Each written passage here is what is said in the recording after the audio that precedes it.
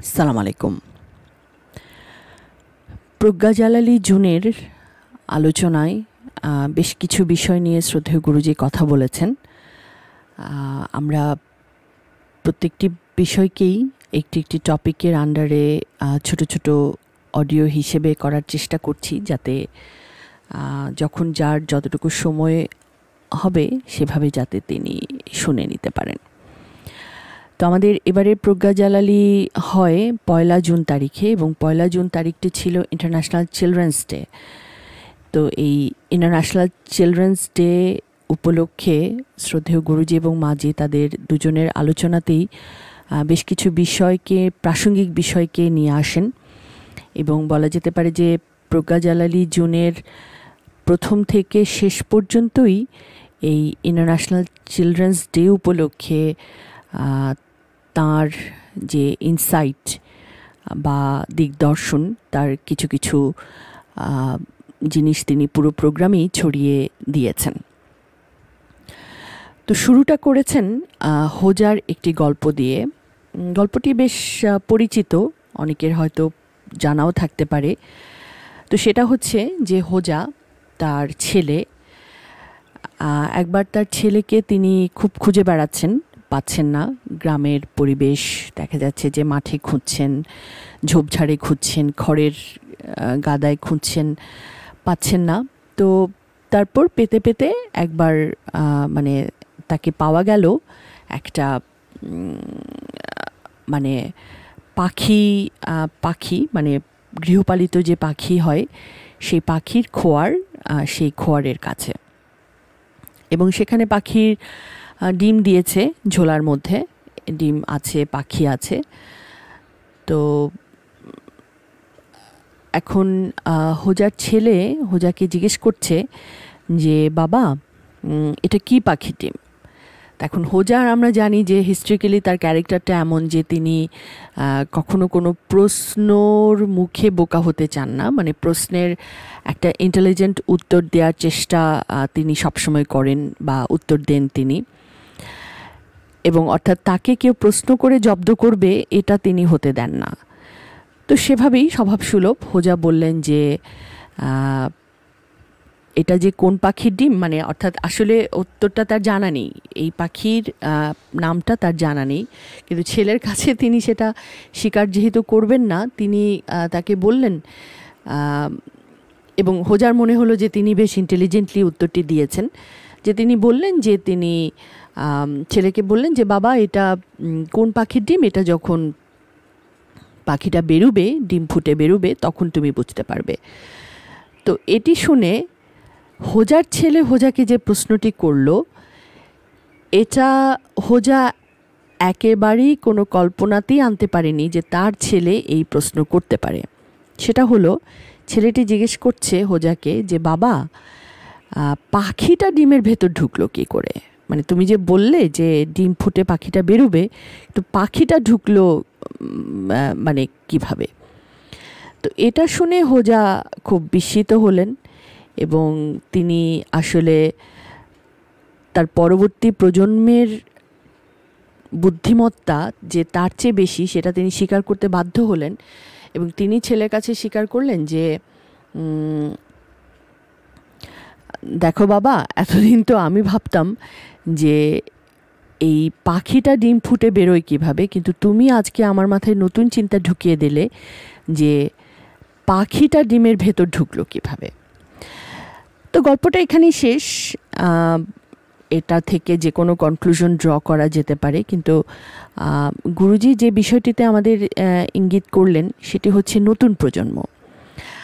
আমরা যারা পুরনো প্রজন্ম, আমরা নতুন প্রজন্মকে অনেক সময় ভাবি যে তারা হয়তো বোঝে না, তারা জানে না, তারা কম বোঝে, সব কিছুই ঠিক আছে, কিন্তু আসলে কোনো কোনো ক্ষেত্রে যে তাদের ইন্টেলিজেন্স আমাদের চেয়েও বেশি হতে পারে, এবং আমরাও যে তাদের কাছে প্রশ্ন দ্বারা জব্দ হতে পারি, সেটা আসলে হোজার এই গল্পে ফুটে উঠেছে।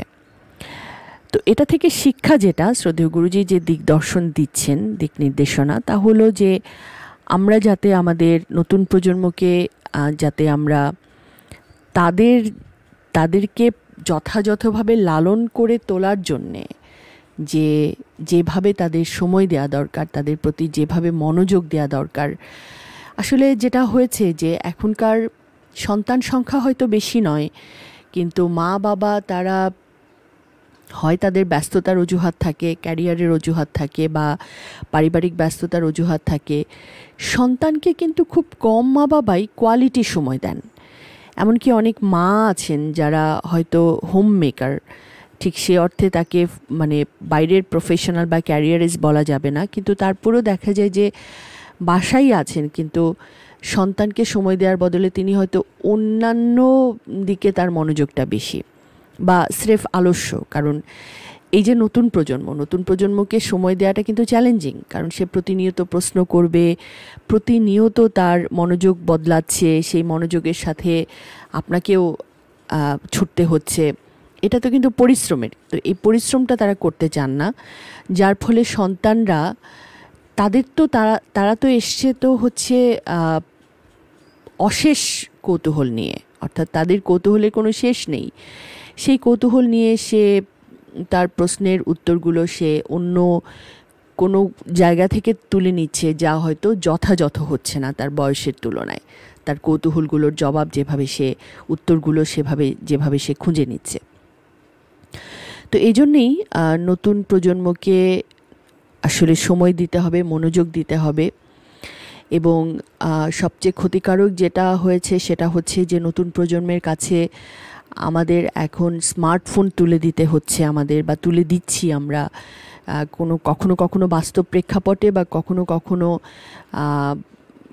ওই যে একটু আগে যেটি বললাম যে নিজেরা হয়তো ব্যস্ততার অজুহাত আছে, বা হয়তো মানে ও আমাকে যেভাবে অকুপাই করে রাখবে সেটা থেকে আমি বাঁচতে চাচ্ছি, সুতরাং তাকে স্মার্টফোন দিয়ে বসিয়ে রাখো। এবং এটি করে আমরা আসলে তাদের যে বুদ্ধিমত্তা, তাদের যে নিজেদেরকে যথাযথভাবে গড়ে তোলার যে সুযোগ, সেটাকে আরও নষ্ট করে দিচ্ছি, আরও ধ্বংস করে দিচ্ছি। এবং এ প্রেক্ষিতে গুরুজি ফ্রান্সের একটি নীতি নিয়ে কথা বলেন, যেখানে ফরাসি সরকার গঠিত একটি কমিশন তারা প্রেসিডেন্টের কাছে সুপারিশ করেছে যে 13 বছরের কম বয়স্কদের কাছে স্মার্টফোন দেয়াটাকে যেন নিষিদ্ধ করা যায় বা নিষিদ্ধ করা হয়। অর্থাৎ এরকম একটি আইন প্রণয়নের কথা তারা ভাবছেন। তো আইন যখন হবে, আইন যদি আদৌ নাও হয় তাহলেও বা কী করার আছে? তাহলে যা করার আছে সেটা হচ্ছে নিজেদেরকে সচেতন হতে হবে। অনেক মা বাবাই সচেতন, আমাদের অনেক মা বাবাই সচেতন, কিন্তু অনেক মা বাবার ভেতরে এখনও সেই সচেতনতার অভাব আসলেও আছে, যে তার সন্তান স্মার্টফোন নিয়ে কী করছে সেটি তিনি আসলে খোঁজ রাখছেন না বা রাখতে পারছেন না। এবং এর মধ্যে পত্রিকায় একটি খবর বেরিয়েছে যে শেরপুর থেকে একটি 10 বছর বয়সী শিশু ঢাকায় এসে একটি শপিং মলের মোবাইলের দোকানের সামনে ঘোরাফেরা করছে, এবং সে 50,000 টাকা নিয়ে এসছে। তো এটা কেন? যে সে হয়তো ইউটিউবে কোনো একটা ভিডিও দেখেছে বা কোনো প্রমোশনাল কিছু দেখেছে, যেখানে বলা হচ্ছে যে ঢাকায় অমুক শপিং মলে বা অমুক দোকানে এলে 50,000 টাকায় ভালো মোবাইল পাওয়া যাবে, স্মার্টফোন পাওয়া যাবে। তো ছেলেটি, এবং এটা খুবই অ্যালার্মিং ব্যাপার যে 10 বছরের একটি শিশু শেরপুর থেকে ঢাকায় চলে এসছে এবং একা। তারপরে তাকে দেখে গার্ডদের যখন সন্দেহ হয়েছে, তখন তারা তাকে জিজ্ঞাসাবাদ করে ব্যাপারটা জানতে পেরেছেন।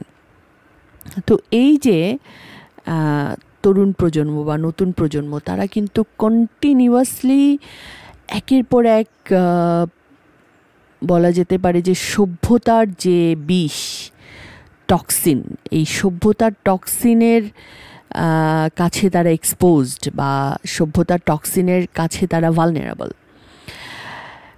এই একই সময়ে আমরা ইন্টারন্যাশনাল টোব্যাকো ডে উদযাপন করেছি, এবং এবারে টোব্যাকো ডের বা তামাক মুক্ত দিবসের প্রতিপাদ্য কিন্তু ছিল যে protecting children from tobacco industry interference. অর্থাৎ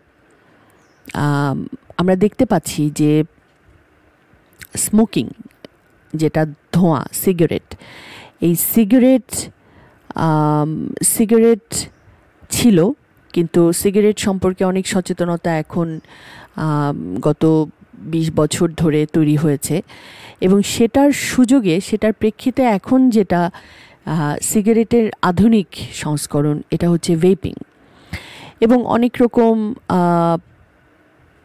প্রমোশনাল ভাষা তারা ব্যবহার করে। তারা বলে যে সিগারেট যারা ছাড়তে চান তাদের জন্য ভেপিং, অথবা বলেন যে ভেপিং অতটা ক্ষতিকর না সিগারেট যতটা ক্ষতিকর।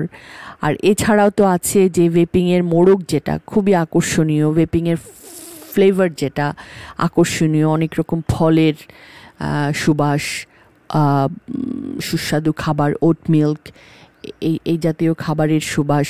তো এই জিনিসগুলো যেটা হয় যে শিশুদেরকে, কিশোরদেরকে তো আকৃষ্ট করে, এবং সেই জন্যই বোধহয় এবারের টোব্যাকো ডের প্রতিপাদ্য হচ্ছে যে protecting children from tobacco industry interference. তো সব কিছুই থাকবে। এখন আসলে সচেতন হতে হবে নিজেদেরকে, কারণ আপনার যে সন্তান, আপনার ভবিষ্যৎ, আপনার শস্য, একে তো আপনাকেই সেভ করতে হবে। তো সেই জন্যেই আন্তর্জাতিক শিশু দিবস উপলক্ষে এই আহ্বানে ফাউন্ডেশন জানাচ্ছে যে আপনি আপনার ভবিষ্যৎ প্রজন্মকে আপনি মনোযোগ দিন, ভবিষ্যৎ প্রজন্মের লালনের প্রতি আপনি মনোযোগ দিন। এটাই হতে পারে আপনার জীবনের সবচেয়ে দূরপ্রসারী কল্যাণমূলক বিনিয়োগের একটি। ধন্যবাদ। আসসালামু আলাইকুম।